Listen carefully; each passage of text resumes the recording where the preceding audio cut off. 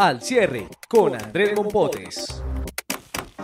Hola, bienvenidos a la Sala de Noticias de Tiempo. Estamos listos para grabar Al Cierre, el podcast que nos sirve para analizar las causas y las consecuencias de los temas más importantes del día. Y hoy, 4 de julio de 2018, vamos a hablar de qué lecciones deja la votación que salvó a Antanas Mockus en el Consejo Electoral y qué viene para el segundo jefe de las FARC capturado con fines de extradición. Soy Andrés Mompotes, su director de Información del Tiempo. Comenzamos. Lo más leído en eltiempo.com. Y en lo más leído vamos a comenzar con la decisión del Consejo Nacional Electoral que finalmente le pone punto definitivo a la novela que había en relación con la suerte del senador electo Antanas Mockus por la demanda y por la ponencia que pedía no declarar su elección, no permitirle que se posesionara el próximo 20 de julio. Hoy los magistrados, luego de varias votaciones, terminaron por decidir que sí puede posesionarse. Estamos con Jorge Meléndez y Juan Francisco Balbuena de la sección de Política del Tiempo. Juan Francisco, ¿qué pasó hoy? Bueno, básicamente, Andrés, lo que pasó fue que se dio el primer paso para la confirmación de que no hay inhabilidad en el caso de Mockus. Había una ponencia pidiendo que el Consejo Electoral se abstuviera de declarar la elección por una inhabilidad que presuntamente había en el caso de Mockus relacionada con corpovisionarios y su aparición como representante legal. El primer paso era derrotar esa ponencia, lo que ocurrió hoy con 6 votos que estuvieron en contra de la ponencia a favor de Mockus. Ahora lo que viene es la segunda parte, que ya es una cuestión de mero trámite, y es que debe haber una nueva ponencia que refleje esa posición del Consejo Electoral, es decir, la posición de que no existe inhabilidad para que Mockus sea senador, y pues espera que la votación pues la apoye. Cambia el ponente tiene que ser nuevo, sí. Y él ya no tendría como base aquella prueba de un certificado de la Cámara de Comercio que dice que el senador Mockus era representante legal al momento de participar en los comicios. Andrés, aquí hay una cosa que es importante de pronto para la audiencia. El Consejo Nacional Electoral tiene una mayoría calificada. De los 9 miembros deben al menos 6 votar a favor o en contra, es decir, para que se valga. Y esta mañana esa mayoría no estaba. Esta mañana no conseguían la mayoría y esta tarde sí ya...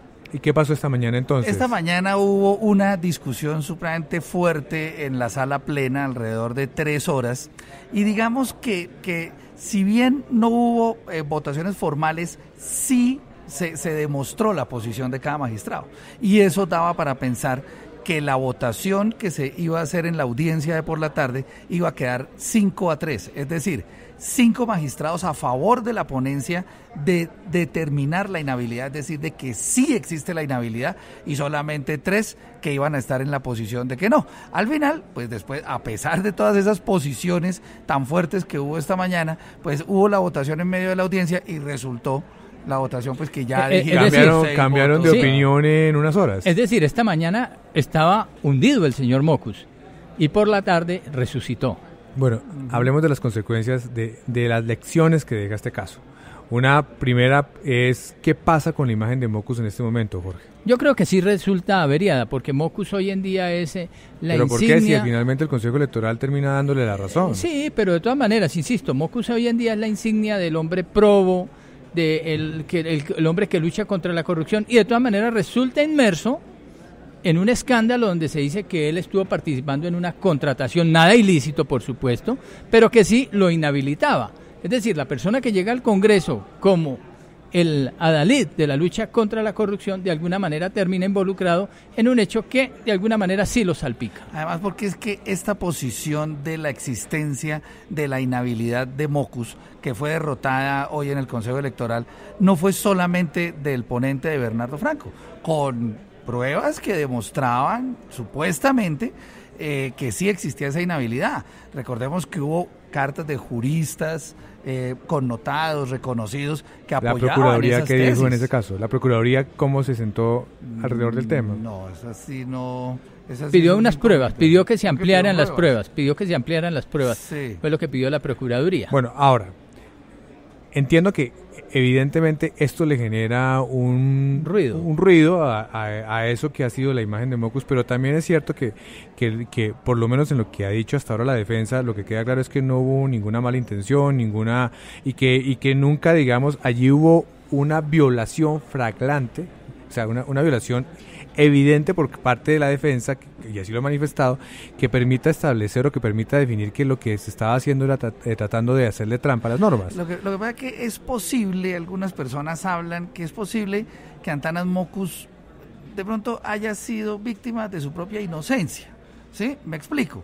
Él hace varios años hizo una autorización, una delegación en Corpovisionarios para que fuera otra la persona que firmara los contratos, pero pues a juicio de varios juristas eso no era suficiente.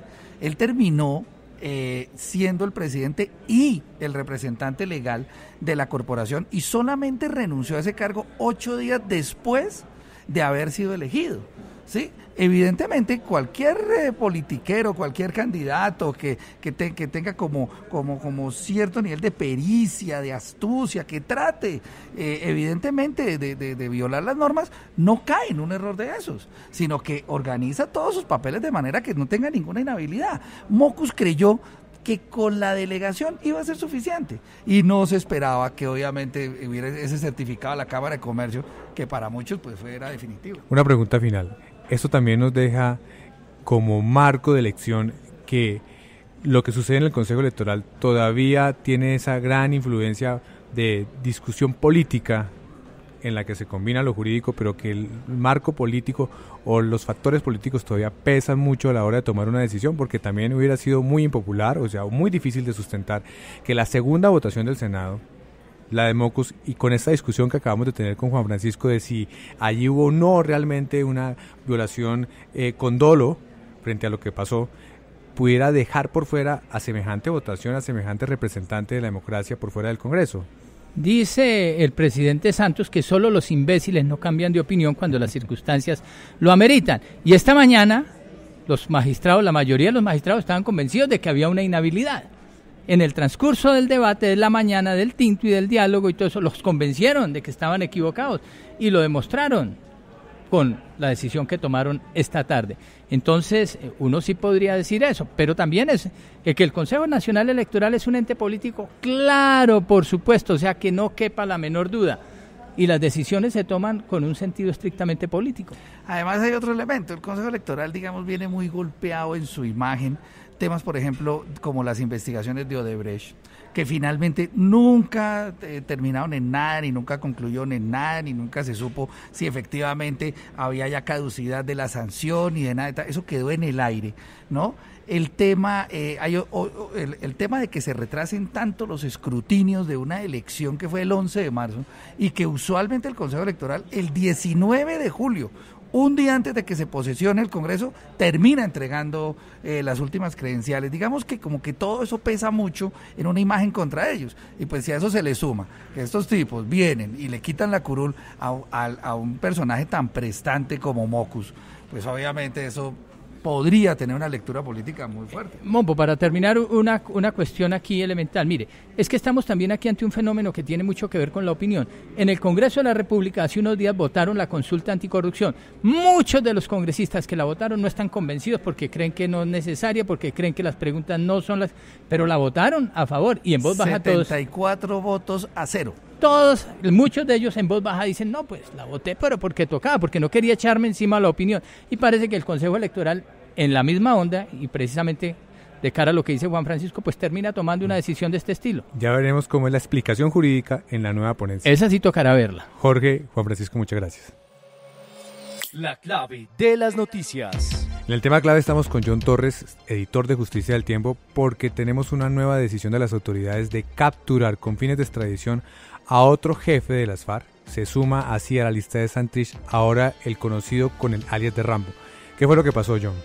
Pues capturan a esta persona que usted menciona, Andrés, la capturaron en las últimas horas en Caquetá. Y Estados Unidos pues tiene contra este personaje desde hace muchos años cargos por narcotráfico, porque la Daniela Aldana era una de esas columnas únicas y exclusivamente dedicadas al narcotráfico. Operaba en Nariño, que es el departamento que tiene más cultivos de coca y por muchos años fue el gran socio del cartel de Sinaloa. Pero esto tiene un capítulo adicional que es tal vez más importante, y es que recuerde usted que hace aproximadamente 2 años empezaron a aparecer colados en el proceso de paz, narcos, gente que no tenía nada que ver con la guerrilla y que estaba pretendiendo pasar como guerrillera. Lo que Estados Unidos dice también es que este personaje se metió a avalar narcos y en ese orden de ideas intentó afectar a la justicia de los Estados Unidos. Esto tiene que ver mucho con el caso de Marlon Marín. Está muy amarrado también al caso de Jesús Santrich, porque recuerde usted que en su momento Marlon Marín, el primo, el sobrino de Iván Márquez, que termina siendo un protagonista clave del caso de Santrich. Entonces fíjese que son casos muy hermanados. Los cargos de narcotráfico existen, de todos modos Estados Unidos considera que este personaje sigue narcotraficando, pero en realidad el cargo mayor está en intentar engañar a la justicia de Estados Unidos, presentando como supuestos guerrilleros a gente que no lo era, que en realidad eran capos. Y esto tiene mucho que ver, como le digo, con que Marlon Marín está en Estados Unidos y además prendió su ventilador. Este personaje ha sido cuestionado porque en varias oportunidades intentó meter en esa lista de gente que se salvaba porque pasaba la justicia alternativa a personas que no tenían nada que ver. Él fue una de esas personas que avalaron en su momento también a un jefe de sicarios de Esmeralderos en Bogotá, que logra salir de la cárcel y que luego se vuela. Está ligado a todos estos casos y por eso también Estados Unidos lo tiene en la mira. ¿Qué viene en adelante, John? Vamos a ver más casos de más miembros de las FARC involucrados en peticiones de extradición. Pues vea que hasta el momento no se trata en este caso de uno de los grandes jefes, pero sin duda es uno de los jefes más importantes. A este personaje le han quitado en algún momento, Andrés, propiedades por 30.000 millones de pesos en una operación de extinción de dominio de hace algunos años. Y lo que sí se muestra aquí es que la colaboración de Marlon Marín seguramente siguió funcionando en Estados Unidos, porque él tenía mucho que ver con este entramado no hay que descartar negocios. Que por eso que está haciendo el señor Marín en Estados Unidos veamos más miembros de las FARC involucrados en procesos. Pues lo que se está viendo es que Estados Unidos sigue muy pendiente de lo que está pasando con el proceso de paz, con alguna de esa gente que prometió portarse bien después del acuerdo de paz y que no necesariamente lo ha hecho, y seguramente van a seguir llegando situaciones y peticiones de extradición. Este caso también va a pasar a la JEP, que tiene que determinar las fechas, pero yo no creo que se convierta en una papa caliente como sí lo fue en su momento Santrich y que ya se resolvió por cuenta de la Corte Constitucional, que es lo que debe pasar de aquí en adelante. John, muchas gracias. La cifra del día. En la cifra del día les queremos compartir esta, 19%. Eso es lo que se va a cobrar en adelante como impuesto de IVA a plataformas digitales como Uber, Netflix, Deezer, Airbnb, esto como parte de una ley que desarrolla la reforma tributaria de 2016. Estamos con Linda Patiño de la sección de tecnología del tiempo para que nos cuente por qué esta medida y qué efectos tiene. Linda.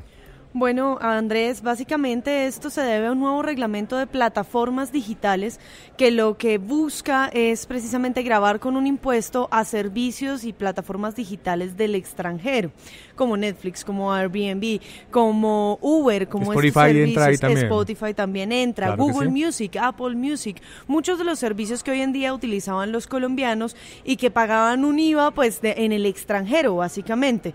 La principal consecuencia de esto, pues, en primer lugar, es que ese costo del IVA adicional se cobraría a los usuarios. Entonces, servicios de Netflix, por ejemplo, Netflix Premium, que cuesta 32.900 pesos, en cálculos más o menos de aproximación estaría en 39.151 pesos, casi 40.000 pesos. Se suben esos costos para los usuarios. Y eso, ¿cuándo llega a hacerse efectivo? ¿En la próxima factura, en el próximo cobro? ¿Cómo se hace precisamente de cara al usuario el cobro de ese impuesto? Lo que estimamos nosotros es que va a empezar a reflejarse para los usuarios en los primeros días de agosto o en las facturas a finales del mes de julio, ya que este nuevo impuesto, la DIAN ha dicho que se recauda de dos formas. Se recauda primero que todo bimensualmente, por periodos bimensuales, pero segundo, que va a ser un recaudo inicialmente voluntario,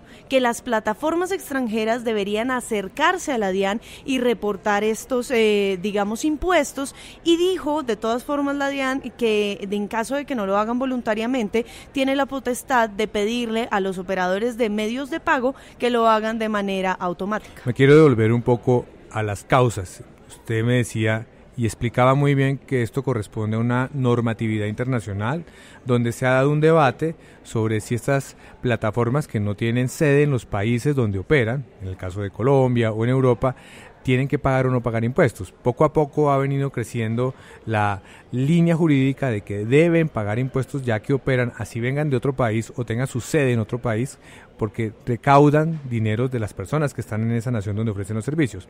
Esa es como la razón que genera esta norma.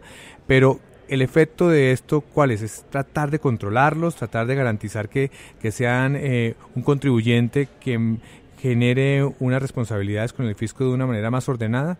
Pues por un lado, organizaciones como ASOTIC han dicho que la intención de esto es nivelar la reglamentación, es básicamente que todos jueguen las mismas reglas de juego. Entonces, operadores de servicio que tienen servicios similares a streaming de video por internet, que son colombianos y que pagan un IVA colombiano, pues que jueguen las mismas reglas que los operadores internacionales. Esa ha sido la intención, pero actores, por ejemplo, como la Cámara de Comercio Colombiana de Comercio Electrónico, dicen que debería haber una mayor claridad exactamente en los asuntos que usted estaba mencionando, sobre si se necesita que tengan sede o no en el país, sobre si esto implica entonces además entrar a asumir otro tipo de responsabilidades tributarias ante el Estado colombiano. Y finalmente, una última consecuencia, Linda. ¿Esto puede afectar el incremento de ventas de estas plataformas? ¿Usted cree que eso finalmente no va a tener ningún impacto sobre la gente?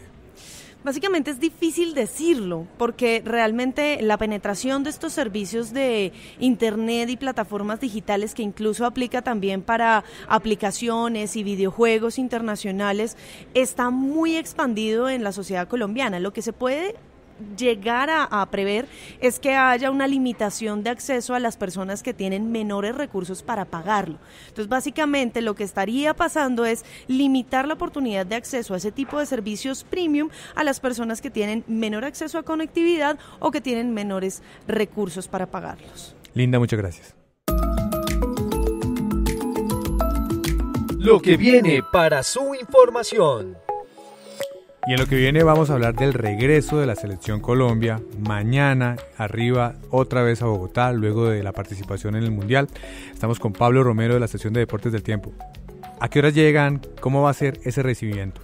Bueno, gracias. El recibimiento de la Selección Colombia va a ser en el Estadio El Campín. Colombia va a estar llegando a Bogotá hacia las 10 de la mañana. Es esperado, viajarán en un vuelo charter y se prepara una caravana que irá por toda la calle 26, la avenida El Dorado, hasta la carrera 50. Van a haber algunos cierres viales, así que los invitamos para que estén muy atentos consultando nuestra página web. Ahí está toda la información y posteriormente llegarán al Estadio El Campín. Las puertas se van a abrir desde las 9:30 de la mañana, entrada gratuita para que los aficionados que quieran ir pues vayan y acompañen a la selección. ¿Qué se tiene preparado? Pues lo que se conoce por ahora es el recibimiento allí al equipo, muy parecido a lo que sucedió hace 4 años, no sé si recuerda Andrés. Claro, que fue una cosa apoteósica, pero fue en el Parque Simón Bolívar. Fue en el Parque Simón Bolívar, en esta ocasión pues decidieron que sea en el Campín, pero pues se tiene preparado algo similar, una tarima, quizá un evento musical, alguna intervención de algunos de los futbolistas, es un poco lo que se ha hablado. Estamos esperando por confirmar si va a estar todo el equipo,